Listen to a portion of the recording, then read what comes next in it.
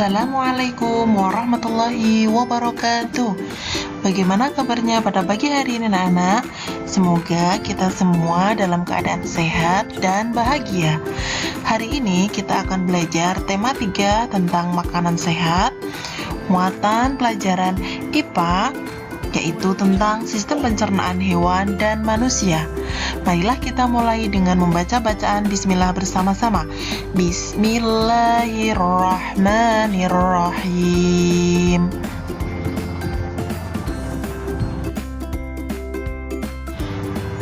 Organ pencernaan hewan dan fungsinya.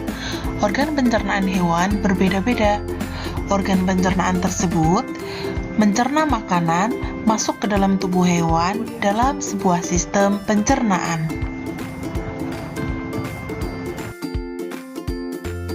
Berikut sistem pencernaan pada beberapa hewan.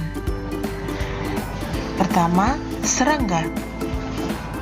Saluran pencernaan serangga terdiri atas mulut, tembolok, empedal, lambung, usus, dan anus.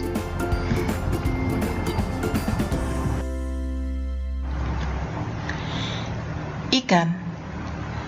Saluran pencernaan ikan terdiri atas mulut, kerongkongan, lambung, usus, dan anus.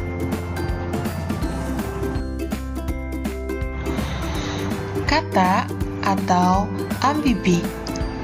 Saluran pencernaan makanan pada katak terdiri atas mulut, kerongkongan, lambung, usus halus, usus besar, dan kloaka. Kloaka merupakan muara dari 3 saluran, yaitu saluran pencernaan, saluran ekskresi, dan saluran alat kelamin.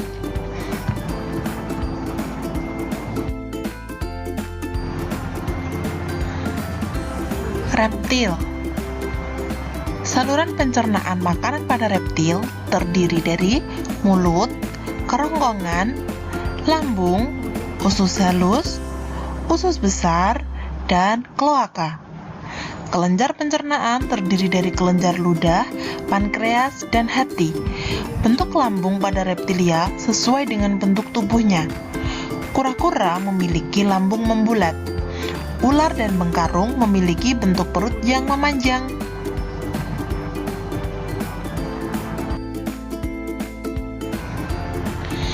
Aves. Pada organ pencernaan aves terdiri atas mulut, kerongkongan, tembolok, lambung, empedal, usus, dan terakhir kloaka.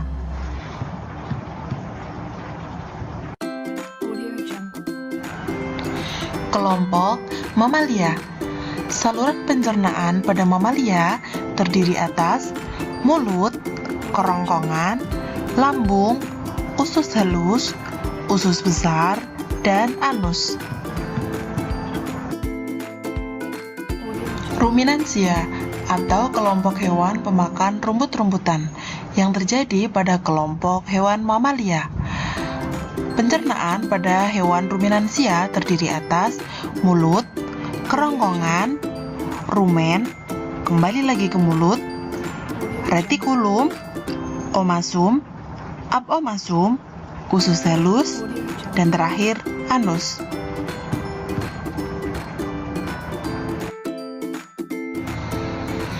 Proses pencernaan ruminansia tergolong unik karena melibatkan bagian yang tidak dimiliki hewan lain selain ruminansia, yaitu rumen.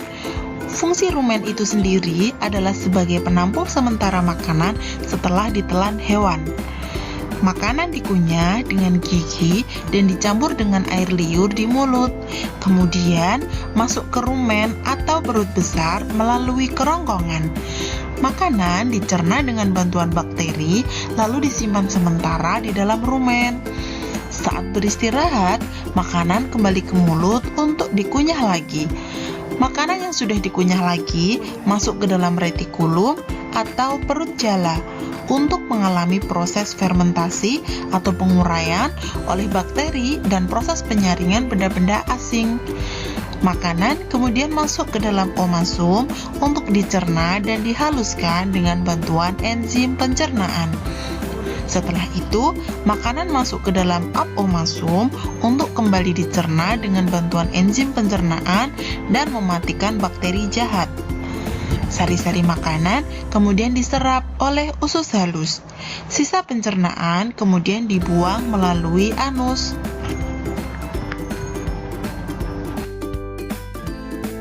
Sistem pencernaan manusia.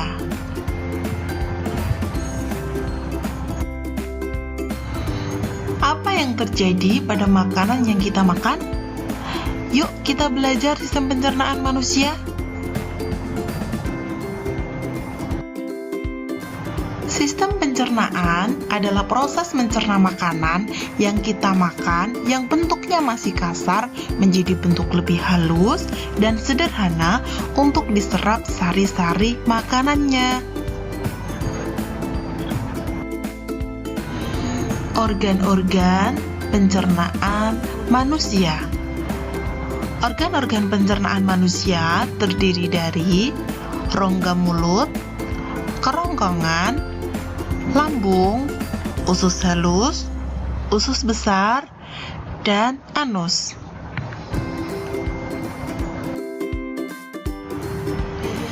Ayo ulangi. Dapatkah kamu menyebutkan apa saja organ pencernaan pada tubuh manusia?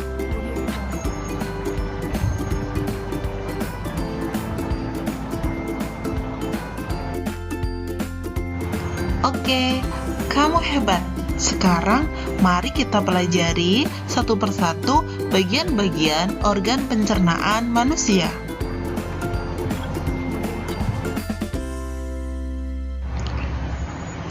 Yang pertama, rongga mulut. Bagaimana makanan dicerna di rongga mulut? Nah, berikut bagian-bagian dari rongga mulut. Yang pertama, ada gigi, lidah, dan kelenjar air liur.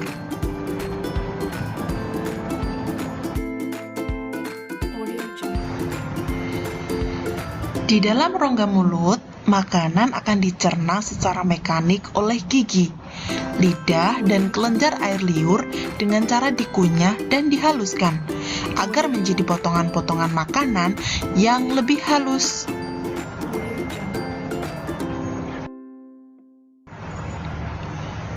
Selain dikunyah oleh gigi, pencernaan makanan di rongga mulut dibantu oleh enzim amilase atau petialin yang dihasilkan oleh kelenjar air liur.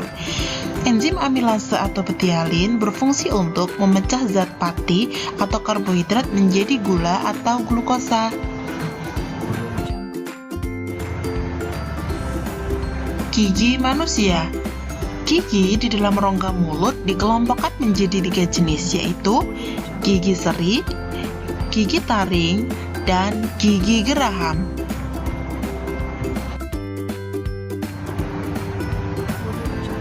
Gigi seri berbentuk pahat, berfungsi untuk memotong makanan. Gigi taring berbentuk lancip dan runcing, berfungsi untuk menusuk dan mengoyak makanan. Gigi geraham berbentuk rata, bergerigi, berfungsi untuk mengunyah makanan.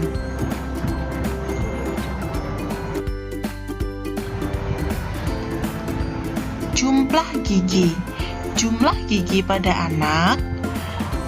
Gigi pada anak berjumlah 20 buah, terdiri dari 8 buah gigi seri, 4 buah gigi taring, dan 8 buah gigi geraham. Jumlah gigi pada orang dewasa. Gigi pada orang dewasa berjumlah 32 buah, terdiri dari 8 buah gigi seri, 4 buah gigi taring, dan 20 buah gigi geraham.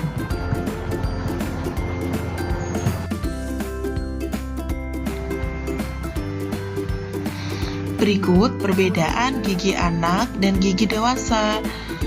Gigi pada anak masih berupa gigi susu, sedangkan gigi pada orang dewasa berupa gigi tetap atau permanen.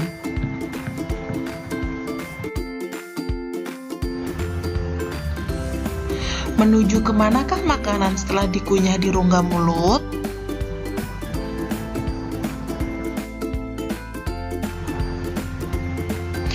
Ya, benar. Setelah dari rongga mulut, makanan akan masuk ke kerongkongan atau esofagus. Di kerongkongan, makanan akan didorong ke lambung oleh kerongkongan melalui gerak peristaltik.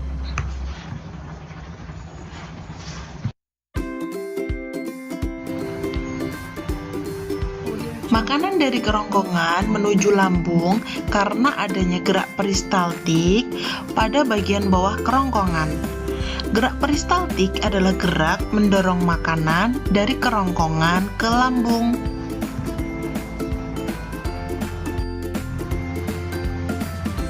Setelah itu, makanan akan menuju ke lambung.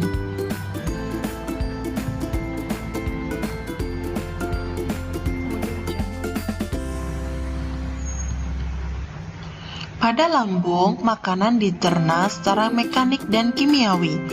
Pencernaan makanan secara mekanik dilakukan oleh otot-otot lambung yang berkontraksi, melakukan gerakan meremas atau menggiling makanan hingga menjadi bentuk yang melunak seperti bubur makanan.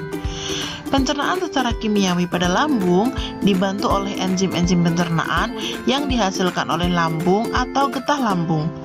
Getah lambung terdiri dari asam klorida atau HCl, berfungsi membunuh bibit penyakit yang masuk bersama makanan.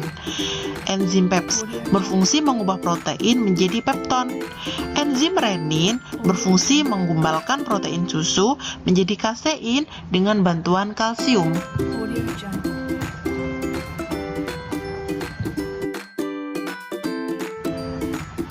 Selanjutnya, makanan dari lambung yang telah berbentuk bubur makanan kemudian masuk ke usus halus untuk dicerna kembali dan diserap sari-sari makanannya.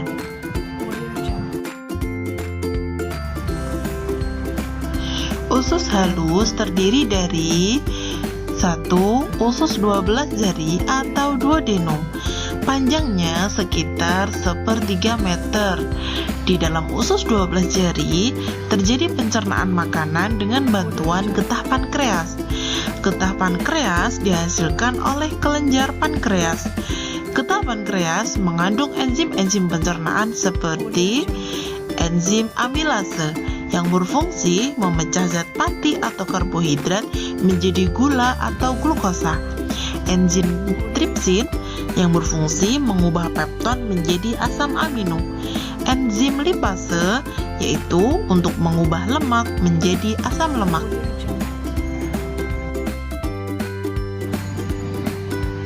Selain dibantu oleh getah pankreas yang menghasilkan enzim-enzim pencernaan, proses pencernaan makanan di usus halus juga dibantu oleh getah empedu yang dihasilkan oleh hati. Fungsi getah empedu antara lain mengemulsikan lemak agar mudah diserap oleh tubuh menjadi asam lemak, memberikan zat warna kecoklatan pada makanan yang sedang dicerna.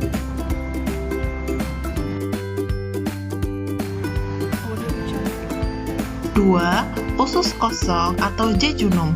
Di dalam usus kosong kembali terjadi pencernaan makanan secara kimiawi dengan bantuan enzim-enzim pencernaan lainnya, yaitu enzim maltase berfungsi mengubah maltosa menjadi glukosa. Enzim sukrose berfungsi mengubah sukrosa menjadi glukosa dan fruktosa. Enzim laktase berfungsi mengubah laktosa menjadi galaktosa.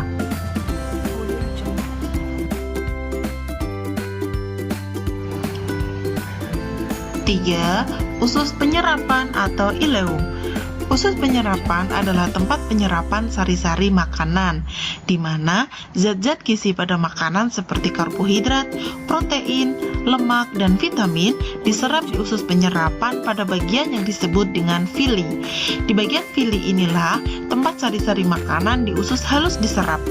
Villi banyak mengandung pembuluh darah yang berfungsi untuk mengedarkan sari-sari makanan yang telah diserap ke seluruh tubuh melalui darah.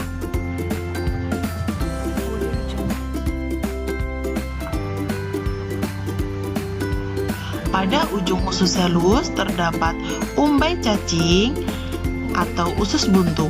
Kegunaannya sebagai klep penghubung antara usus halus dengan usus besar, agar sisa-sisa makanan yang telah keluar dari usus halus menuju usus besar tidak dapat kembali masuk ke usus halus.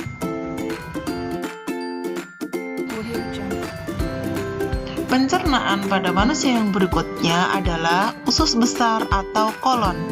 Pada usus besar, sisa-sisa ampas makanan diserap kandungan air dan garam-garam mineralnya. Kemudian, ampas makanan tersebut dibusukkan oleh bakteri pembusuk yang hidup di usus besar, yaitu bakteri Escherichia coli.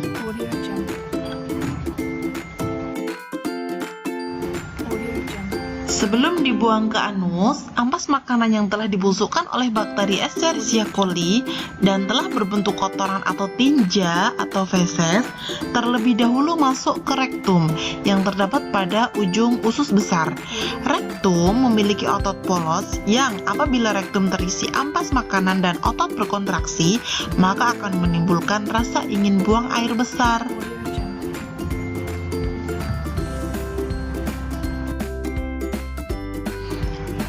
Saluran pencernaan yang terakhir adalah anus.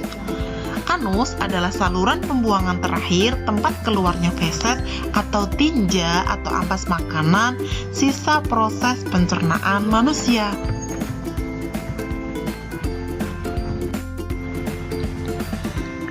Untuk lebih memahami materi di atas, ayo kita kerjakan ayo berlatih pada buku pena halaman 153 nomor 1 sampai 3. Kita kerjakan dengan ayah bunda di rumah ya, tidak usah dikumpulkan ke ustadzah.